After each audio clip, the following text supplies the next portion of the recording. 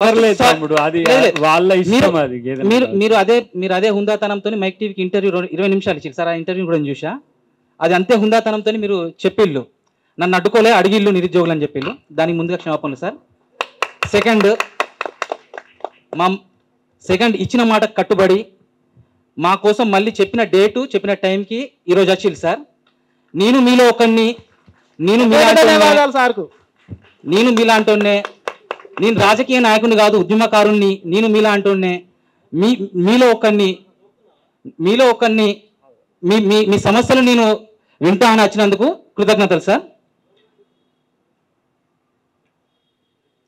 భగవద్గీత, ఖురాన్, బైబుల్గా భావించే manifesto Congress government release చేసింది sir. అందులో 13 నోటిఫికేషన్స్ ఇచ్చింది. వితిన్ 1 yearలో కంప్లీట్ చేస్తామని చెప్పిళ్ళు. యాక్చువల్ 1 year కంప్లీట్ అయిపోయింది సార్. తర్వాత దేవాలయంగా భావించే అసెంబ్లీలో డిప్యూటీ సీఎం బట్టి విక్రమార్క గారు జాబ్ క్యాలెండర్ రిలీజ్ చేసింది సార్ విత్ 20 నోటిఫికేషన్స్. దానికి డేట్స్ కూడా ఇచ్చిండు. ఆ డేట్స్ కూడా ఈ July 30కి అయిపోతే అన్ని ఎగ్జామ్స్ కంప్లీట్ చేసి ఉండాలి సార్. కానీ 20 months అవుతుంది, ఇంతవరకు ఒక నోటిఫికేషన్ కూడా రిలీజ్ కాలేదు సార్. మేము 20 నెలల నుంచి ఇదే లైబ్రరీలో ఇలానే ఉంటున్నాం సార్. ప్లస్ 20 నెలలు కూడా ఎస్సీ క్లాసిఫికేషన్ కొన్ని రోజులు ఆపిల్లు సార్ నోటిఫికేషన్కి. తర్వాత క్యాస్ట్ సెన్సెస్ అని కొన్ని రోజులు ఆపిల్లు. తర్వాత సిలబస్ కమిటీ అని కొన్ని రోజులు ఆపిల్లు. తర్వాత ఇప్పుడు ఎన్ని జాబ్స్ ఉన్నాయి, అవుట్ సోర్సింగ్, ప్రైవేట్ జాబ్స్ ఎన్ని ఉన్నాయి అని తేల్చుకోవడానికి ఒక కమిటీ చేసి మళ్ళీ కొన్ని రోజులు ఆపుతున్నారు సార్. మళ్ళీ ఫ్యూచర్లో కూడా ఈ జోనల్ సిస్టమ్ని మార్చి కొత్త జోనల్ సిస్టమ్ తీసుకొస్తా అని మళ్ళీ మార్చుతారేమో అన్న భయం కూడా మాకుంది సార్. అది కనుక వస్తే మళ్ళీ దానికి ప్రెసిడెంట్ ఉత్తర్వులు రావాలి.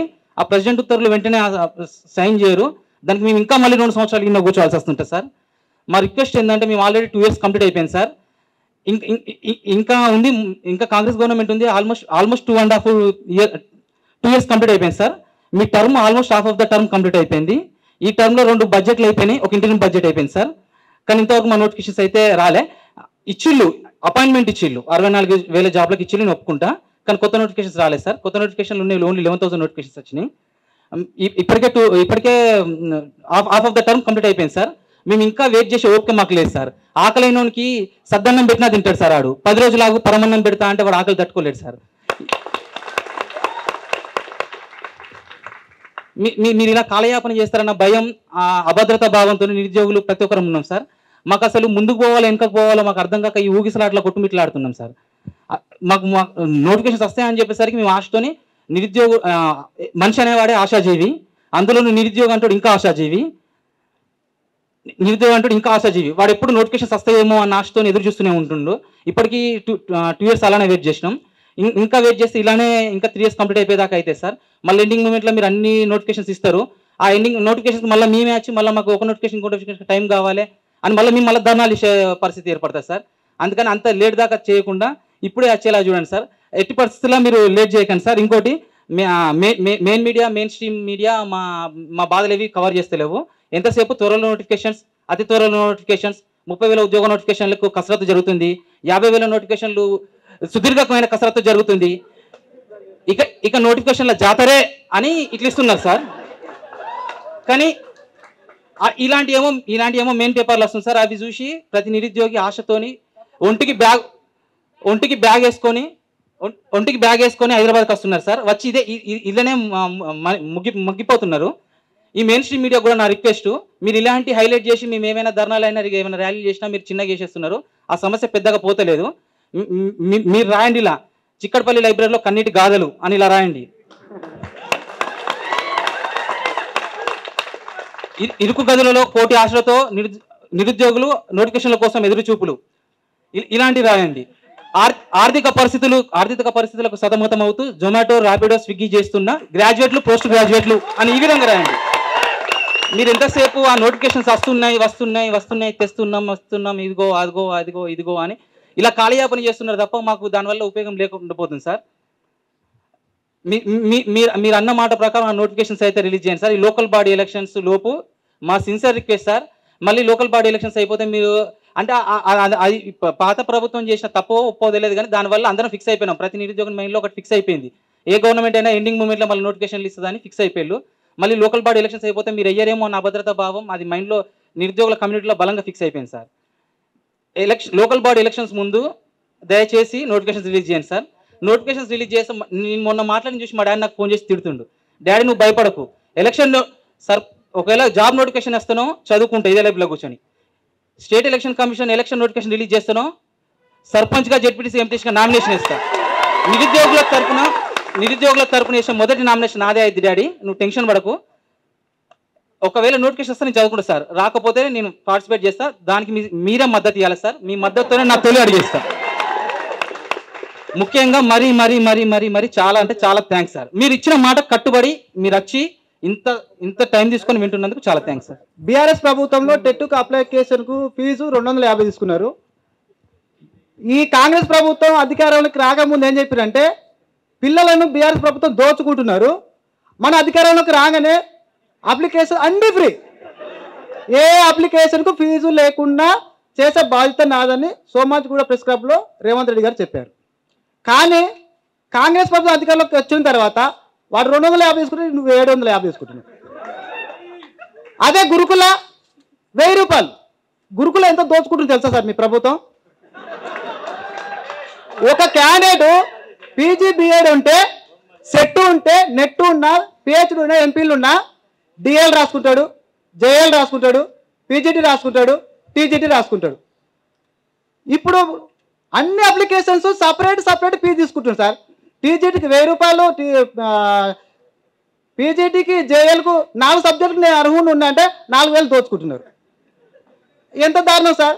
అంటే అధికారం కోసము అబద్ధాలు ఆడిన అనుకోవాలన్నా, నిరుద్యోగాలను మోసం చేసిరు అనుకోవాలన్నా, ఎలాంటి ఫీజు లేకుండా తీసుకుంటా అన్న మీరు అట్లా డబల్ పెంచుకుంటూ దోచుకోవడం ఇది కరెక్ట్ కాదు.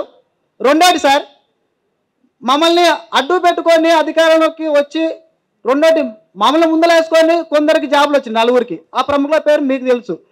నేనేమంటున్నా, వాళ్ళ నీడికి రాలేదు, మీరు వచ్చారు, అది మాకు చాలా సంతోషం. ఒక ఆయన మొన్న పల్లవి టీవీలో అంటాడు, నేను నిరుద్యోగులను ముందుకేసుకొని మాట్లాడలేదు అంటాడు. మళ్ళీ ఆయన నారాయణ గోళ ఆయన వాళ్ళ ఇంటికి నన్ను పిలిచాడు, నాతో పాటు 10 మంది పోయినాం. ఏమన్నారు తెలుసా? బాబు, కాంగ్రెస్ ప్రభుత్వం రాకపోతే పెళ్లి గంటలకు పెళ్లి అయిన విడిపోతారు. నాతో ఎవిడెన్స్ ఉంది సార్, ఇది మేము పోయిన 10 మెంబర్స్ని, కానీ ఈరోజు ఊసలేదు. నేనేమంటున్నా సార్, మీరు ప్రభుత్వంలోకి వస్తే జాబ్ క్యాలెండర్ యూపీఎస్ తరహాలో ఇస్తామన్నారు, దానికి మీరు కట్టుబడాలి, జాబ్ క్యాలెండర్ ఇవ్వాలి. జాబ్ క్యాలెండర్ ఇస్తే ఏ డిపార్ట్మెంట్కి ఎవరు చదువుకుంటాడో దాన్ని చదువుకుంటాడు. మీరు జాబ్ క్యాలెండర్ ఇవ్వకుండా ఏదో గంపగుత్తలాగా ఒకటి ఇచ్చింది అనుకోండి, ఏదో వచ్చిందని చెప్పే అవకాశం అందరు రాస్తారు. నార్మల్గా చదివే వాళ్ళకి వాళ్ళు నష్టపోతారు. దాని పై స్థాయి పోస్టింగ్ చేసినప్పుడు దీన్ని వదిలిపెడతారు, దాన్ని చదువుకుంటారు. అదే జాబ్ క్యాలెండర్ ఇస్తే ఏ డిపార్ట్మెంట్కి ఎవరు చదువుకుంటారో వాళ్ళు చదువుకుంటారు, అందరు కింది స్థాయి అనుకుని న్యాయం జరుగుతుందని నా యొక్క డిమాండ్. ఇంకా మీరు 2 నెలల రోజులు అనుకుంటే కాలయాపన చేయకండి. మీ ప్రభుత్వం అధికారానికి రావడానికి మేము ఎంత కష్టపడమో అది గుర్తుపెట్టుకొని, రేపు ఎన్నికల నోటిఫికేషన్ రాకముందు గిట్ట మీరు జాబ్ క్యాలెండర్ విడుదల చేయకపోయినా, ఏ నోటిఫికేషన్ విడుదల చేయకపోయినా మీరు వెళ్ళిందంటే అదే విధంగా ఓడిపోవడానికి కూడా మేము ముందుంటాం. ఓడిపోవడానికి ఖచ్చితంగా మేము ముందుంటాం. బీఆర్ఎస్ ప్రభుత్వం పడిపోవడానికి బీజం వేసింది చిక్కడపల్లి సిటీ సెంట్రల్ లైబ్రరీ, అది గుర్తుపెట్టుకోవాలి. ఇక్కడ చదివే ప్రతి ఒక్క నిరుద్యోగి రాజకీయ కోసం రాలే, ఉద్యోగాల నోటిఫికేషన్ వస్తే ఏదో ఒకటి నాయన కొట్టుకుందాం పోదామన్న ఆలోచన ఉంది. ఇక్కడ చేసే ఏ ఉద్యమం అయినా చాలా జెన్యున్గా ఉంటుంది. రెండోది సార్, అబద్ధాన్ని ప్రచారంలో పెడితే నిజమవుతుందని మన సీఎం రేవంత్ రెడ్డి గారే అనుకుంటున్నారు. ఆ అబద్ధం ఎవరి మీద పెట్టాలా? నిరుద్యోగుల మీద పెట్టొద్దు, ఏమి తెలియని పిచ్చి వాళ్ళకు పెట్టాలా. ఏది ఆ అబద్ధం అంటే, ఉద్యోగాల కోసం నిరుద్యోగులు నోటిఫికేషన్ వద్దని ధర్నా చేస్తున్నట్ట. ఏదైనా చేసామా మనం? అన్నం పెడతా అంటే మనం వద్దంటామా? అన్నం పెట్టి సీఎం గారు అంటే సున్నం పెడుతుండు. ఇది ఎంతవరకు కరెక్ట్? ఇంకొకటి సార్, మేము ఒకటే అడుగుతున్నా, ప్రతి ఎగ్జామ్కి మినిమం 45 డేస్ గ్యాప్ పెడతామన్నాడు. అరే మొన్న వార్డెన్ ఎగ్జామ్ ఈరోజు రాసిన డిఎస్ ఎగ్జామ్ ఎక్కడే సార్ మీ వాగ్దానం? అంటే వాగ్దానం అమలు చేయరా? ఒట్టి మాటలేనా? ఆ ఒట్టి మాటలు మీరందరూ కట్టి పెట్టుకోరి. మా కోసం జెన్యున్గా మేము నమ్మినందుకు మాకు నమ్మకం చేయొద్దు. ముఖ్యంగా రేవంత్ రెడ్డి గారిని కల్పించే బాధ్యత మీరు తీసుకోండి. రేవంత్ రెడ్డి గారికి కింది స్థాయిలు తప్పుడు సమాచారం ఇవ్వడం వల్ల సార్ గారు ఆ విధంగా మాట్లాడుతున్నారు నేను అనుకుంటున్నా. నేను ఒకటే అడుగుతున్నా, ఈయన అయిపోగానే ఇద్దరు మీడియా ముందుకు వస్తారు. ఆ మినిస్టర్ అయి ఉండొచ్చు, ఎమ్మెల్యే అయి ఉండొచ్చు, వాళ్ళకి నచ్చినట్టు మాట్లాడుతున్నారు.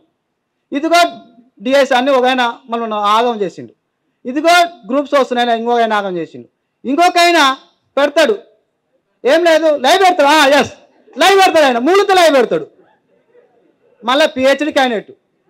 అరే ఎట్లుండాలి, మా తరఫున మమ్మల్ని ముందుకేసుకొని నీకు ఉద్యోగం వచ్చిందా? ఇదే లైబ్రరీకి వారానికి 7 రోజులు అంటే 7 రోజులు వచ్చినండి ఈ లైబ్రరీకి. మరి మా ఒక రోజున అరే మమ్మల్ని సీట్లో కూర్చోబెట్టిన మాతో సంప్రదించలే. వాళ్ళకు నేను ఒకటే విజ్ఞప్తి చేస్తున్నా, మీరేమైనా లైవ్ పెట్టినా ఇంకా ఏమైనా నిజాయితీగా ఉన్న వాస్తవాన్ని చెప్పండి, కానీ ఇదిగో అదిగో మాత్రం కాలయాపన చేయొద్దని వేడుకుంటున్నా. ఇంకోసారి నేను మళ్ళీ ఒకసారి చెప్తున్నా, మీ ప్రభుత్వం గెలవడానికి ఎంత ప్రయత్నం చేసినామో ఎన్నికల కోడ్ రాకముందు జాబ్ రిలీజ్ చేయకపోతే నోటిఫికేషన్స్ అంత డబ్బులు రెట్టింపుగా మేము ఓడగొట్టడానికి రెడీ అయినాం.